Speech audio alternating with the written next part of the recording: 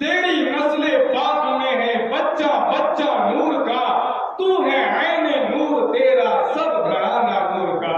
ایک جگہ فرماتے ہیں اہل سنت کا ہے بیڑا پار، اہل سنت کا ہے بیڑا پار۔ اصحاب حضور نجم ہے اور نام ہے عطرت رسول اللہ، نجم ہے اور نام ہے، نجم کہتے ہیں ستاروں کو، نجم ہے اور نام ہے عطرت رسول اللہ کی۔ جانتے ہو یہ جو پانی میں چلنے والے جہاز، جو ناؤ رہتے ہیں، جو جہاز شپ، تو جو جہاز رہتا ہے سمندر میں چلتا ہے۔ اب دنیا کا یہ معمول ہے کہ دنیا میں جو روڈ رہتے ہیں، اب تو گوگل نکل گیا ہے، راستہ مل جاتا ہے بہرحال، اور بورڈ جگہ جگہ ہوتے ہیں، مگر سمندر میں تو کوئی بورڈ نہیں ہوتا، تو یہ اپنی دشا کا پتہ کیسے چلاتے ہیں؟ تو جو جہاز رہتا ہے تو ستاروں کو دیکھ دیکھ کر وہ اپنے کناروں تک پہنچتے ہیں، ستاروں کو دیکھ دیکھ کر جہاز جو ہے وہ اپنے کناروں تک پہنچتے ہیں۔ اعلیٰ حضرت نے بہت ہی خوب فرمایا، نظم یعنی جو ستارے ہیں، فرمایا کہ جو میرے صحابہ ہیں وہ ستاروں کے مانند ہیں۔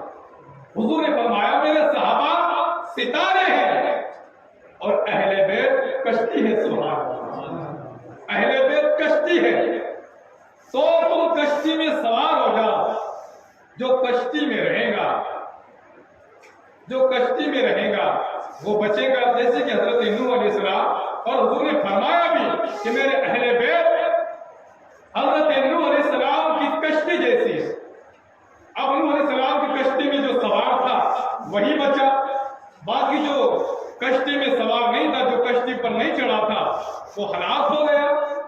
اہل بیت کو کشتی کہا۔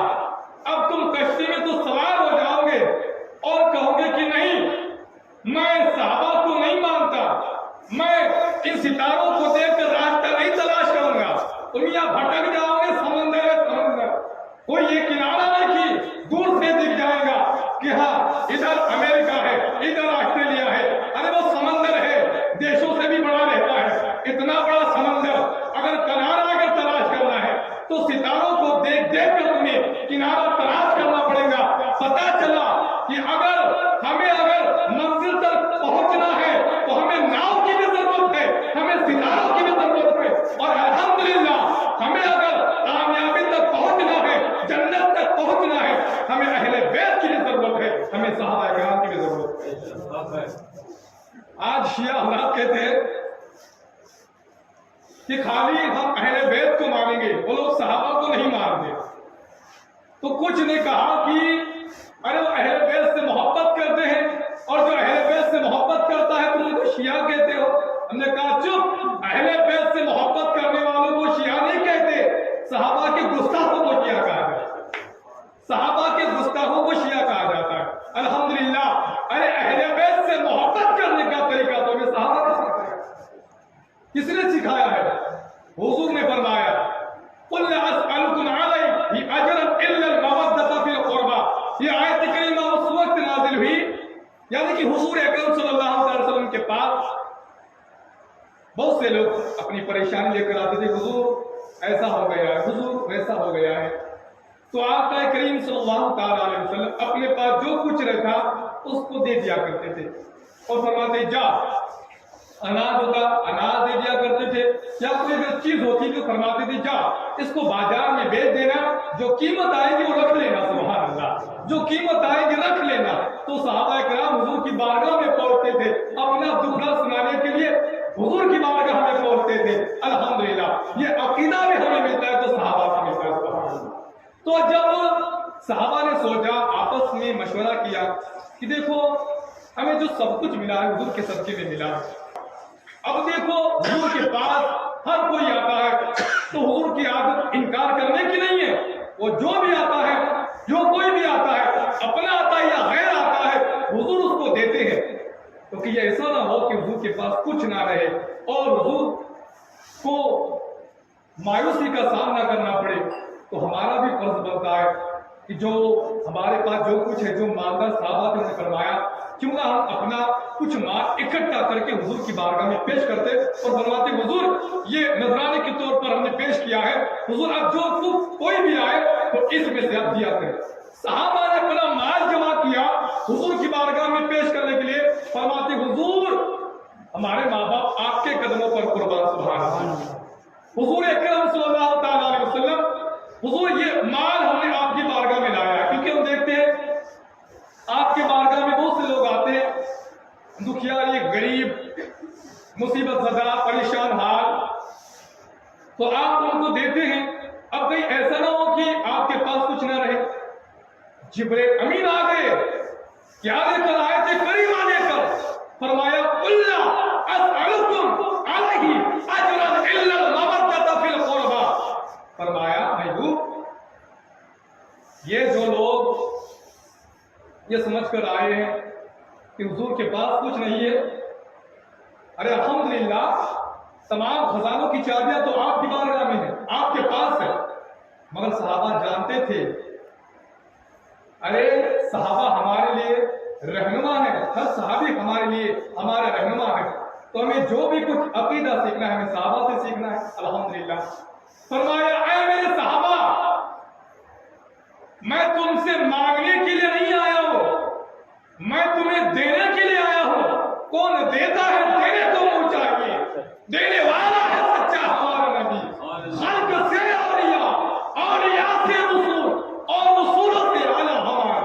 اے صحابہ میں دینے کے لیے آیا ہوں، اگر تم چاہتے ہو تم مجھے کچھ دو، مجھے مال کی ضرورت نہیں ہے، مجھے دولت نہیں چاہیے، مجھے آپ کا مال نہیں چاہیے۔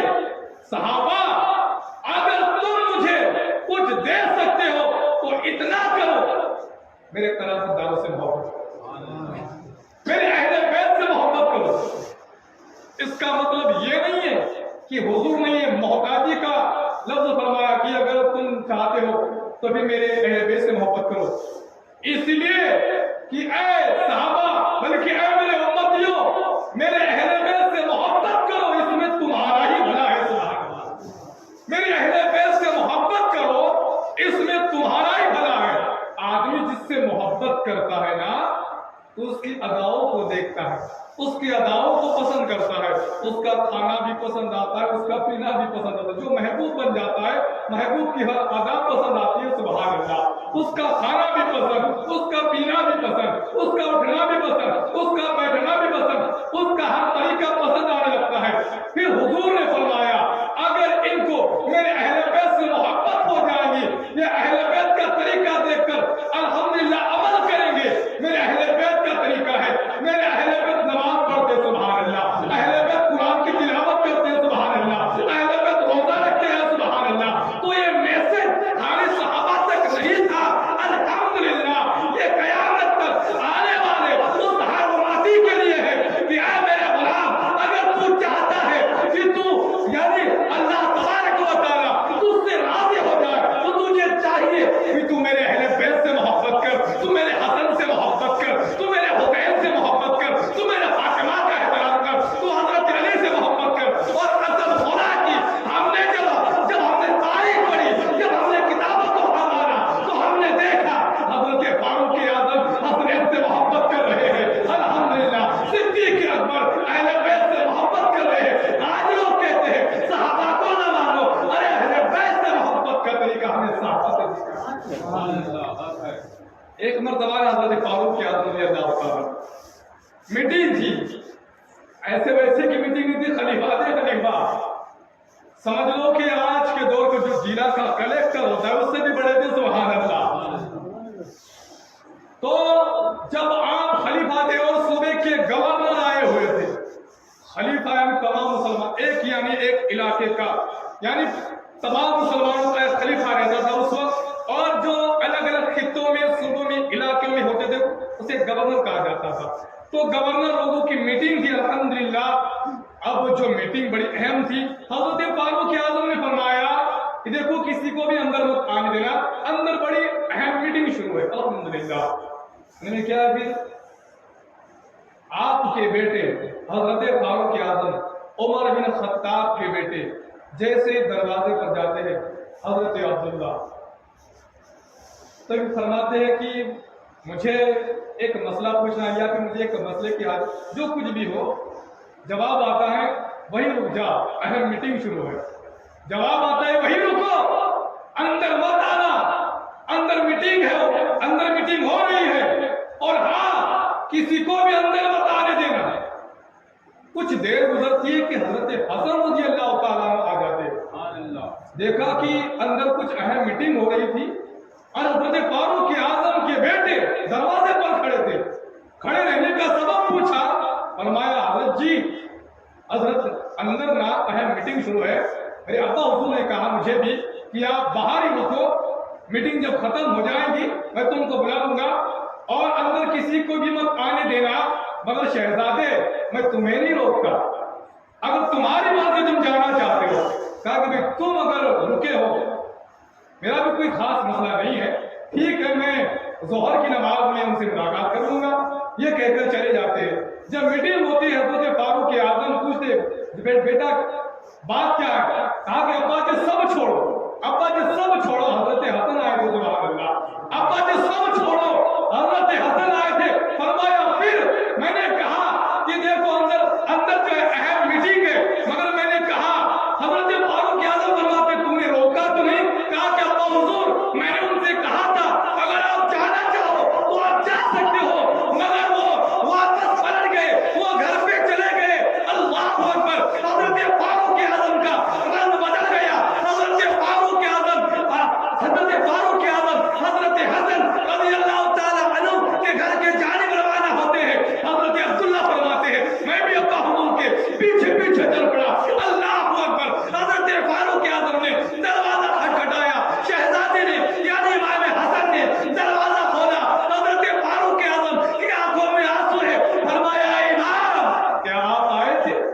فرمایا ہاں میں آیا تھا، مگر اندر میٹنگ تھی اور آپ مشغول تھے یا بزی تھے، اس لیے چلو ظہر میں ملاقات کر لیں گے۔ کہا کہ ملاقات کے بغیر لوٹ گئے، کہا کہ دیکھا آپ کا بیٹا وہاں پر کھڑا تھا تو میں نے سوچا کہ دیکھو آپ کا بیٹا بھی تو کھڑا ہے، ضرور اندر کچھ نہ کچھ اہم میٹنگ ہے۔ کہا کہ وہ میٹنگ آپ سے تو اہم نہیں تھی نا، سبحان اللہ، وہ میٹنگ آپ سے تو اہم نہیں تھی نا، میٹنگ اپنی جگہ الحمدللہ، اے امام تیرا مرتبہ اپنی جگہ، ارے تم میرے بیٹے کا مقابلہ کرتے ہو، اے امام کیا میرے بیٹے کی اماں کا نام فاطمہ ہے؟ کیا میرے بیٹے کے ابا کا نام علی ہے؟ اور سب سے بڑی بات کیا میرے بیٹے کے نانا کا نام محمد عربی صلی اللہ علیہ وسلم ہے؟ اتنا کہنا تھا جی، دراصل جانے دو چھوٹی موٹی بات ہے، آپ اتنا کیوں پریشان ہوتے ہو؟ اتنا کہنا تھا حضرت فاروق اعظم رو پڑے، اپنی پگڑی اتاری، فرمایا اے شہزادے تم جانتے ہو ارے میں تو اونٹ چلانے والے کا لڑکا ہوں، اس خطاب کا لڑکا ہوں جو جنگلوں میں اونٹ چلایا کرتا تھا، یہ جو عزت کی پگڑی ہے یہ تیرے نانا جان کا صدقہ ہے، یہ تیرے نانا جان کی بدولت ہے۔ ارے آپ کے لیے فاروق اعظم کا دروازہ کب بھی کھلا ہے، آپ جب چاہے آ سکتے ہو، جب چاہے جا سکتے ہو۔ یہ طریقہ تو ہم نے صحابہ سے سیکھا الحمدللہ، اہل بیت سے محبت کرنے کا، ایسی محبت فرماتے تھے۔ اللہ یہ اہل بیت سے محبت ہے۔ حضرات گرامی، یہی نہیں، میرے حضور اکرم صلی اللہ علیہ وسلم نے فرمایا کہ بے شک جو میرے اہل بیت سے محبت کرے گا اللہ تبارک و تعالیٰ اس سے محبت فرمائے گا، بلکہ کہا اے مولا تبارک و تعالیٰ میں حسنین کریمین سے محبت کرتا ہوں، مولا تو بھی محبت فرما۔ اب اللہ تو محبت فرمائے گا، اور جملہ اور بڑھا دیا، فرمایا مولا جو ان سے محبت کرے گا تو اس سے بھی محبت فرما، سبحان اللہ، جو ان سے محبت کرے گا، اور پھر فرمایا جو میرے اہل بیت سے محبت کرے گا گویا اس نے مجھ سے محبت کی، اور جس نے مجھ سے محبت کی اس نے خدا سے محبت کی، جس نے اللہ سے محبت کی اس کا ٹھکانہ جنت ہے، اور جس نے اہل بیت سے نفرت کی گویا اس نے مجھ سے نفرت کی، جس نے مجھ سے نفرت کی گویا اس نے خدا سے نفرت کی، اور جس نے اللہ سے نفرت کی اس کا ٹھکانہ جہنم ہے۔ اب ایسا بھی کوئی بدبخت ہوگا جو اہل بیت سے نفرت کرے گا؟ مگر دیکھو ابھی کیا دن گزرے تھے میرے حضور کے، یہ سارے ظاہری کو یزید ایسا بدبخت اٹھا، اللہ اکبر، ان شہزادوں کو کربلا کی تپتی ہوئی زمین پر قربان کر دیا۔ الحمدللہ جو ہمارے مفتی صاحب کی بلائے ہیں وہ بتائیں گے آپ کو، اور ہمیں بھی یاد ہے، ہم تو یہ واقعہ ہر محرم کے مہینے میں سماعت فرماتے رہتے ہیں نا، سب یاد ہے ہم کو کربلا کا منظر، سب یاد ہے، اس لیے کہ ہم تقریریں سن چکے ہیں، الحمدللہ ہمیں سب یاد ہے حضرت امام حسین کون، ہمیں سب یاد ہے۔ سب یاد ہونے کے باوجود بھی ہمیں اگر محرم جب آتا ہے تو ہم سب بھول جاتے ہیں، یاد رہنے کے بعد سب بھول جاتے ہیں۔ الحمدللہ دیکھیے میں اس کے خلاف نہیں ہوں، الحمدللہ سننی ہوں اور کٹر سننی ہوں، میں اس کے خلاف نہیں ہوں، مگر بتانا یہ چاہتا ہوں سب یاد رہتا ہے، سب یاد رہتا ہے، کھچڑا بھی یاد رہتا ہے، وہ جو چونگے بناتے ہو وہ یاد رہتا ہے، سبیل بھی سب یاد رہتا ہے، سارے لنگر یاد رہتے ہیں، وہ سجدہ ہی بھول جاتے ہیں، سب یاد رہتا ہے، وہ کربلا کا سجدہ ہی بھول جاتے ہیں۔ کہ میرے امام حسین نے جو آخری بار سر جب کٹایا تو ان کا سر سجدے میں تھا، وہ سجدہ ہی بھول جاتے۔ آپ فرمایا کہ نہیں جی حضرت سب یاد رہتا ہے، بھی یاد رہتا ہے تو امام حسین نے سجدے میں سر کٹا دیا، کیا تجھ سے سر جھکتا بھی نہیں ہے؟ اللہ اکبر۔ آج ہم امام سے محبت کا دعویٰ کر رہے ہیں، میں نے کہا نا جو جس سے محبت کرتا ہے ارے اس کی اداؤں کو اپناتا ہے، اس کی اداؤں سے محبت کرتا ہے۔ میرے امام کی نماز سے بڑی محبت کی، سبحان اللہ، میرے امام کو قرآن سے بڑی محبت کی، اسی لیے تو شریعت سے اتنی محبت ہونے کے باوجود کہیں یزید اس شریعت کو بدل نہ دے، تعطیل نہ کر دے۔ الحمدللہ امام کے باوجود ہونے کے باوجود، میرے امام حسین کے ہونے کے باوجود یزید کی یہ مجال ہرگز نہیں، اپنا گھر بار قربان کر دیا میرے امام حسین نے، الحمدللہ۔ مگر یزید جیسے شخص کے ہاتھ پر بیعت نہ کی، یعنی آج کی بولی میں یزید کو ووٹ نہیں دیا، آج کی بولی میں یزید کو ووٹ نہیں دیا، متدان نہیں کیا اسے، میں نہیں مانتا ہے کو، میں نہیں مانتا جو نمازوں کو ترک کرنے والا، جو داڑھی کو چھاٹنے والا، ارے جو زنا کو جائز قرار دینے والا، جو شراب کو جائز قرار دینے والا، خود پینے والا، میں نہیں مانتا ایسے شخص کو۔ الحمدللہ اللہ اکبر۔ یزید جانتا تھا تمام دنیا نے بھی اگر میری بیعت کر لی، مگر جب تک کہ حسین مجھے خلیفہ تسلیم نہیں کرے گا میں خلیفہ بن ہی نہیں سکتا۔ اللہ اکبر۔ آج تو لوگ بک جاتے ہیں لو جی 10,000 پکڑو، کوئی تو چائے کی پیالے میں بک جاتے ہیں۔ اللہ اکبر، اللہ اکبر۔ اے مسلمانوں عقیدہ سیکھو میرے امام حسین سے، فرمایا نہیں، اپنی جان کو قربان کر دیا، اسلام کو بچا دیا، سر کو کٹا دیا، کعبے کی عظمت کو بچا لیا، اپنے گھر بار کو لٹا دیا، دین کی عظمت کو بڑھا دیا۔ سبحان اللہ۔ دور حیات آئے گا، آخر قضا کے بعد ہے ابتدا ہماری، تیری انتہا کے بعد قتل حسین اصل میں مرد یزید ہے، اسلام زندہ ہوتا ہے ہر کربلا کے بعد، اسلام زندہ ہوتا ہے ہر کربلا کے بعد۔ اللہ اکبر۔ حضرات اکرامی کیا کروں میں اور کیا کہوں میں حضرت امام حسین کے بارے میں، کہاں سے شروع کروں، کہاں سے ختم کروں، کون سا واقعہ بتاؤں؟ الحمدللہ ایسے دلچسپ واقعات ہیں میرے حضرت امام حسین کے۔ آپ اپنے گاؤں کے مسجد کے امام سے سنتے رہتے ہوں گے، بہت سارے آپ نے سنے ہوں گے، مجھ سے بھی کچھ سن لیجئے الحمدللہ، اس لیے کہ واقعہ شریعت کا پرانا نہیں ہوتا۔ آپ نے کبھی کہا ہے ارے یار یہ سورج وہی نکلتا ہے پرانا ہو گیا ہے، اب کسی نے کہا ہے وہی نکلتا ہے روز روز، ابھی دوسرا تو نکلے، ایسا کسی نے کہا ہے سورج وہی ہوتا ہے مگر ہر دن نیا لے کے آتا ہے۔ سبحان اللہ، سورج وہی ہوتا ہے ہر دن نیا لے کے آتا ہے۔ الحمدللہ میرے امام کا واقعہ وہی ہوتا ہے مگر ہر انداز نیا لے کے آتا ہے۔ سبحان اللہ۔ ایک مرتبہ امام حسین حسنین کریمین کا بچپن کا زمانہ ہے، اب بچے ہوتے ہیں جانتے ہو، وہ کھیل رہے تھے، کیا کھیل رہے تھے؟ کشتی کھیل رہے تھے۔ اللہ اللہ، کشتی کھیل رہے تھے۔ حضرت امام حسن، حضرت امام حسین جو بچپن کا زمانہ ہے کشتی کھیل رہے ہیں، میرے آقا صلی اللہ علیہ وسلم امام حسن جو امام حسین سے بڑے ہیں، امام حسن جو امام حسین इमाम हसन से फरमा रहे, बेटा ऐसे पकड़ ऐसे पटक, ऐसे पकड़ ऐसे पटक, ये पकड़ ऐसे पटक।